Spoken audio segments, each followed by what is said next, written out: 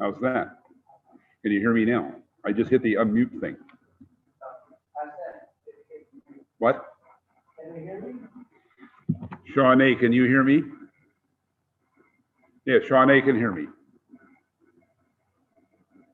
Bernard, can you hear me? Do I need a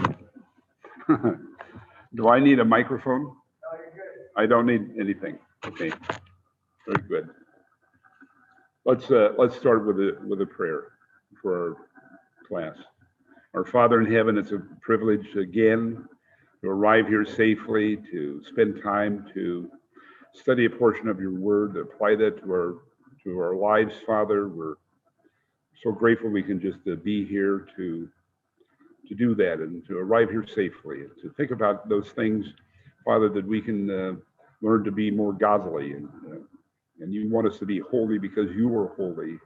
Help us to put aside those ways of the world, the things we struggle with all the time, Father, in a worldly way, and we can now, it's our desire to put all of that aside and concentrate on studying your portion of your word and concentrate on how we can, what we do, we can be better disciples of your Son, Jesus, that we can train up those young children and young men that are in our lives, our grandchildren, our children, to be godly disciples also, Father. It's our desire to do that and help them to relinquish some of those, or as many possible ways of the world, Father. Help us in that effort. We thank you just for being here today and the opportunity to gather together to study your word. It's in your Son Jesus' name we thank you and praise you. Amen. We've been talking about different things here for the last, this is my fourth Sunday to be here. And so I've got a couple of things came across my desk this week, excuse me, and I want to just talk about those because they're relevant to us in the church. One of the things that I like about Brad Harab and the things that he does in the book that we're studying, also that he brings up the point when it comes to all of those issues. I could have done that.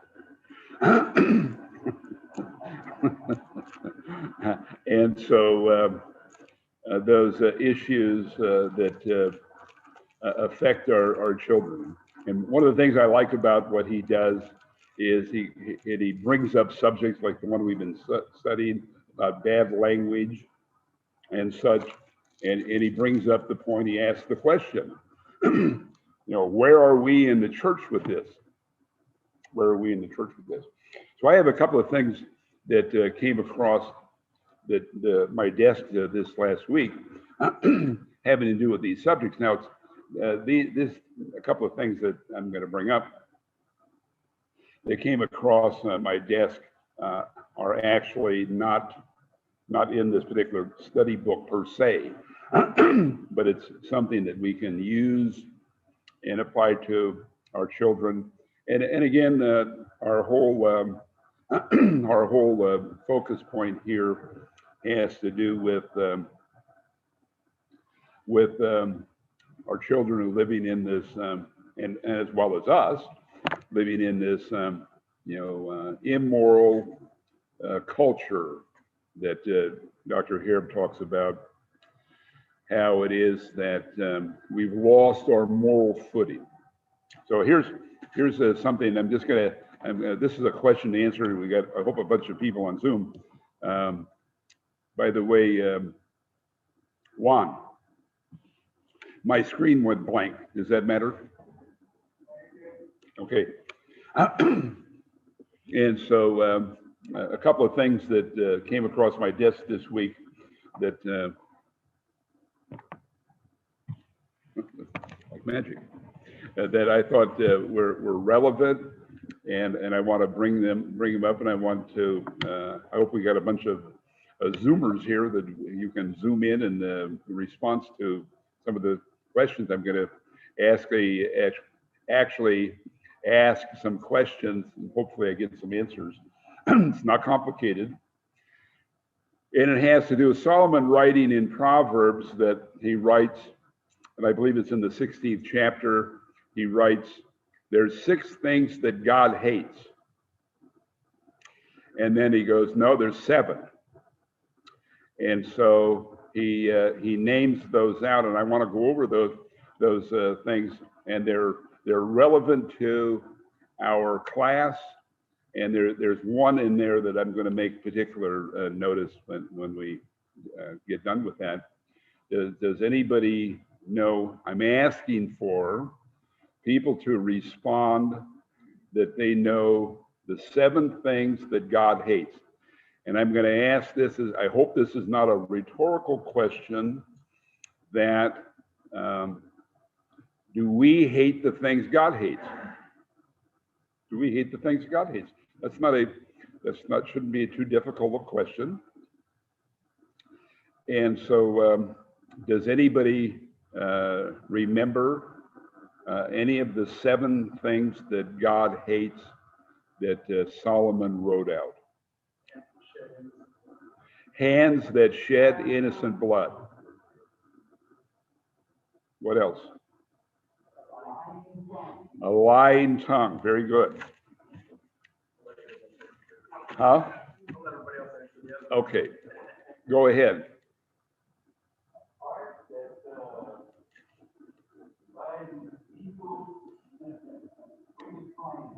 Evil, I have evil thoughts, thoughts that are evil, hearts that devise that.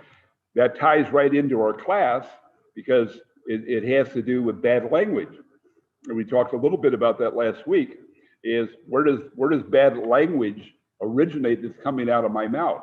First it becomes a thought, comes out of my brain, or we look at some of the instruction here because you have an evil heart. Because of your evil heart, you're corrupt. Haughty eyes.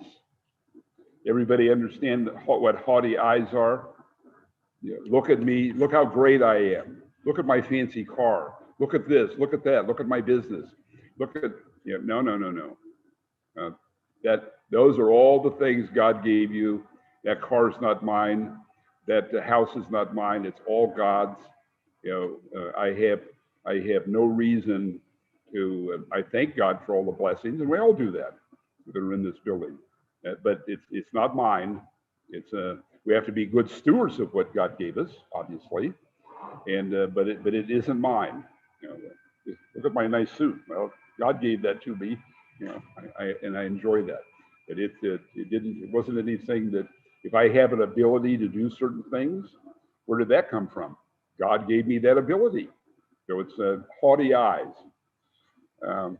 He has haughty eyes and a lying tongue, which Dave already brought up the lying tongue part. A heart that devises evil thoughts, feet that run quickly toward being wickedness. Feet, where does that come? Where does that originate? I want to go back to, we talked about Genesis 5 last week, where God was unhappy with his creation. And because of that, why? Because their thoughts were continuously evil. Now, if I have an evil thought, thinking about somebody in Washington, D.C., that's one thing, as long as it doesn't come out of my mouth and I don't get a gun and go to Washington, D.C. and start shooting a bunch of people. Feet that run to evil things. If you have that, we all have thoughts from time to time that are contrary, at least I do, to godly lifestyle. But that's where it has to end. Think about what? Think about good things. What are those good things? We have a list of those good things.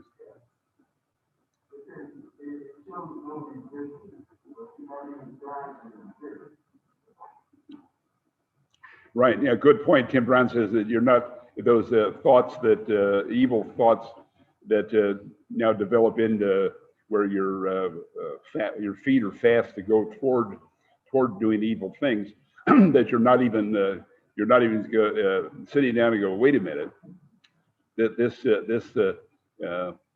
this is a great idea, I think, but maybe I need to talk to Tim about this and see if he can verify what I'm thinking about. It sounds good to him. And so, see, now we're back here. Another one is, one that utters lies is a false witness. Now we have three things here, all having to do with lies. Now, and what is that? That's where does that come from? First, it becomes a thought, and then it becomes action, comes out of our mouth. And so there's three things there that becomes lies. And I want to reference Revelation 21:6. I always like that as the final instruction for liars. Everybody's familiar with that. It says, to he that is thirsty, I will give him drink without from the spring of the water of life. He who loves me, he will inherit all of this, and I will be his God, and he will be my son. But to the cowardly, the unbelieving, the fornicators, the murderers, idolaters, vile persons, sexually immoral, and all liars. So will have their place in the fiery lake of burning through eternity. So there we are. Do we hate what God hates? But I want to focus on, just for a second, on the part that's shedding innocent blood, and how it is that currently I don't know, does anybody know what the largest cause of death in the world is today? It's not a trick question. It's not the virus. It's not the virus. Yeah. It's abortion. It's abortion. Over 1 million unborn children are exterminated per month worldwide. And so I'm back to the question of, do we hate what God hates? And I'll ask one more question. Is there anything, someone tell me, more innocent bloodshed than an unborn child? What is more innocent than that? And so I don't think that there is anything. And so it's an overwhelming issue. And we have, I don't know if you saw this very last week, where our new administration has funded $80 billion to fund abortion clinics, especially in Africa, because Bill Gates has decided there's too many people living there. I don't know who put him in charge of deciding who is going to live. And so Bill Gates is building abortion clinics all over Africa because he's forecasting out in the future that there's too many people living there and we need to kill. He's going to raise the abortion level. Right now, worldwide, it's a million a month. It's about 1,100,000 per month. And it's his intention within 20 years, he's going to raise that to 1 million a week. Now, who put him disguised as Satan in charge of that project? I don't have a clue. But the other thing is, if I were to ask somebody, like Bill, like Dr. does here with in our book, Brad Harab, and he goes, "Where are we in the church?" And so, if I were to ask somebody, I go, the question, I think it's a reasonable answer is, what do I do about this? What does little old me do about this? And so, I have an answer for that. Two things. One, our representatives, as bad as they are and as corrupt as they are, do like to hear from us, and they have two obligations in their life: get elected and stay elected. And so when we complain about these kinds of things to them, and enough of us do it, that does get their attention. Number two, I have it comes through my email from time to time. This is called Students for Life Action, and this is a nationwide group that that goes right to Washington D.C. and they ask for signatures from. They go there. Hey, Arvid, send me your signature to support this legislation to eliminate our government funding taxpayer dollars for abortions in Africa and other they call them underdeveloped countries, and that's where they want to raise that from 1 million a month to 1 million a week. Unborn children. What can we do? Brad Harab talks about it in his book. I was like that. Where are we in the church? Have we become apathetic? I think part of the problem is, this is a personal opinion. You can argue with me that we really don't know it's a big issue. No, I mean it's here I am standing here. What am I going to do about this? How do I make my voice heard?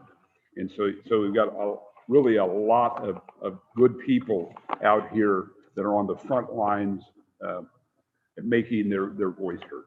So I wanted to bring that up because that's such an important thing in our culture. To reverse it, we had a couple. I think there was 3 states: Indiana, Kentucky, Texas almost closed all their Planned Parenthood facilities, and I think some of them got reopened. But there was, I think, 3 states. Indiana was one, Kentucky was the other. I don't remember the other one, but if anybody else does, kind of thing. So there's things we can do and should be doing. The question is, do we hate what God hates? Do we hate what God hates? Another thing that came across my desk, and I want to share this with you, and it has to do with the class that I'm doing here, and we're talking about Brad Harab in his. Does everybody have one of the books? And so he talks about it in there, and he brings it up, and I like his style. And he says things like, "This is what I intend to teach my children about this subject." And so I had this came across the desk, and it's actually from part of his group, Focus Press. And I want to just, as I was reading this, why it kind of was an eye opener for me, because what are the things that we do with our grandchildren and my children and my grandchildren? What do I see with them? I go, why you shouldn't have said that? Why'd you do that? That's the wrong relationship you have with your husband. You need to correct your ways. And so this came across, and it was a real eye opener. And I want to read this because it kind of, for my mind, took on a little bit of a different perspective of talking to and training and teaching our children and our grandchildren. And it's called, "Dear Older Christians, Please Stand Up." I'm going to read some of this and see what you think. We younger Christians need the guidance you can offer us, and you more mature Christians need the fulfillment of carrying out God's mission to others. In some of my darkest, most painful moments in life, the struggles were only exacerbated by the fact I could not turn to older Christians around me. I had 2 of my grandsons with me Friday night and half of yesterday. And so my oldest grandson is 12. Both of them, they're all attend the Church of Christ in Walnut Creek. And so I'm reading this to him, and I go, we're living in such a immoral culture, and it isn't going to affect Tim Brown or Curtis or me or Dave, because we're past that. It's like saying, what's on the internet? Well, I don't even turn the internet on except getting business news or whatever, information back and forth from customers. So, but these young kids are inundated with all this immorality. And so I'm asking him, I'm reading my grandson that's 12 years old, I'm reading this to him, and I'm asking him the question. I go, you see what I'm reading here? Where do you go for things that you're struggling with? And he says, I don't know. I don't feel comfortable about going, wherever or any place. And so with that, this made even more sense to me, and here, his mother's my daughter, and one of the things that, again, we do is watch him like a hawk, watch all those kids like a hawk, and we're ready to come flapping off our branch and correcting him. For example, we're doing some work, cleaning up around my house, and all of a sudden I hear him say, "Oh my God." I go, "What did you say?" That's the wrong language. You can't use that. And then later on, I heard him say it again. I go, did you hear what I said? We need to have a Bible study about this. And so the point being is, where do these kids go? Here's somebody that's asking for help. Older Christians, help me. I'm struggling. Let me read some more of this. In some of my darkest, most painful moments, the struggles were only exacerbated by the fact I could not turn to an older Christian. Some were disinterested. Some were more interested in criticizing me behind my back than helping me. Sadly, I know that I am not alone with these experiences. For younger people, including young Christians, they have heard complaints about how people our age navigate our careers, how we raise our kids, how we spend our time, how we spend our money. What if, instead of condescending, we needed to be shepherded and discipled? Sadly, for many, it's too late to find out. Of course, there are countless godly older Christians who would not make it a priority to build up those who are following in their footsteps. And for those people, I could not only be more thankful, but to those who have not pursued that kind of relationship, please do. This is not another shot fired in an ongoing generational war, but rather a demonstration of the immense value that older Christians have to younger Christians. We need people who make time for us. We need people who will correct us in a godly way. We need people who will lead us closer to Christ. I know what you're thinking. There's that old millennial narcissism again. Pay attention to me, notice me, make time for me. Two considerations. First, everyone has need to be noticed and made feel important and worthwhile by others. That is not generational narcissism, it's human nature. Second, we don't need attention for the sake of attention. We need attention because we don't have a lot of wisdom. My toddler needs help with her food at most meals. This doesn't make her selfish, it makes her normal. It would be crazy for us to look